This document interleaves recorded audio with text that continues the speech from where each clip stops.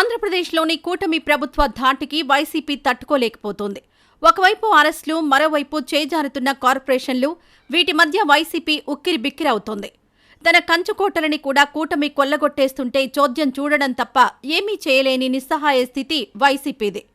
ఇప్పటికే రాష్ట్రంలో అనేక కార్పొరేషన్లను దక్కించుకున్న కూటమి వారం వ్యవధిలోనే విశాఖ, గుంటూరు మేయర్ పీఠాలను కూడా చేజిక్కించుకుంది.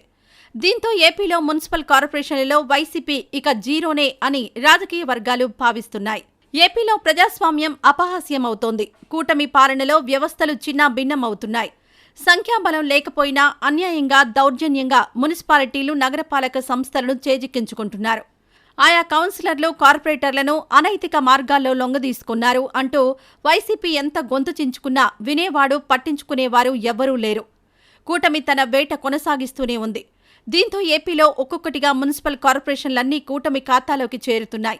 వైసీపీ కైవసం చేసుకున్న మేయర్ పీఠాలన్నింటినీ కూటమి దక్కించుకునేందుకు వ్యూహాలకు పదును పెడుతోంది. కొద్ది రోజుల క్రితం విశాఖ మేయర్ పీఠాన్ని దక్కించుకున్న కూటమి తాజాగా గుంటూరు నగరపాలక సంస్థను కూడా కైవసం చేసుకుంది. వైసీపీ అధికారం కోల్పోవడంతో వైసీపీ మేయర్లంతా పవరున్నా పనులు కాని స్థితిలో ఉన్నారు. ఆయా కార్పొరేటర్లను కూటమి పార్టీలో భయపెట్టో, ప్రలోభపెట్టో తమ పార్టీలోకి ఆహ్వానించాయి.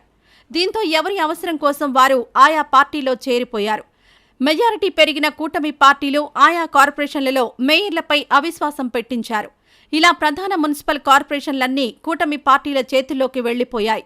సీఎం చంద్రబాబు సొంత నియోజకవర్గం కుప్పంలో అధికార పార్టీ నేతలు బలం లేకపోయినా మున్సిపల్ చైర్పర్సన్ పీఠాన్ని లాక్కున్నారు.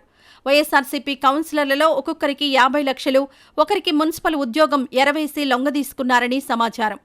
గుంటూరు, మాచర్ల, తుని, విశాఖపట్నం, తాడిపత్రి ఇలా ప్రతి చోట కనీస సంఖ్యాబలం లేకపోయినా సరే ఆయా చైర్మన్ పీఠాలు దక్కించుకుంది అధికార పార్టీ.